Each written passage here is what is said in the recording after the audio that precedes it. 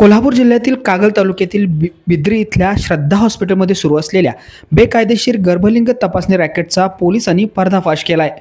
या प्रकरणी पोलीस अधीक्षक योगेश कुमार गुप्ता यांच्याकडे तक्रारी प्राप्त झाल्यानंतर सहाय्यक पोलीस निरीक्षक क्रांती पाटील यांच्या नेतृत्वाखाली सापळा रचून ही कारवाई करण्यात आली आहे।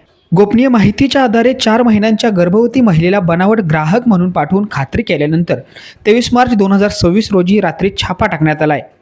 या कारवाईत डॉक्टर युवराज पाटील आणि त्यांचा एजंट संभाजी वसंत शिंदे राहणार बोरवडे तालुका कागल यांना अटक करण्यात आली आहे।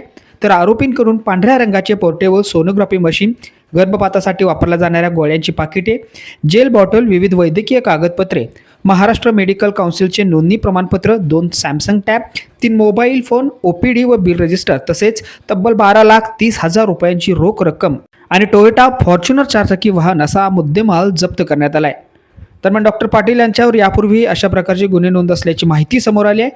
ही कारवाई पोलीस अधीक्षक योगेश कुमार गुप्ता, अप्पर पोलीस अधीक्षक धीरज कुमार बच्चू आणि उपविभागीय पोलीस अधिकारी सुजित कुमार क्षीरसागर यांच्या मार्गदर्शनाखाली स्थानिक गुन्हे अन्वेषण शाखा व इस्पुर्ली पोलीस ठाण्याच्या पथकाने संयुक्तपणे पार पाडली आहे।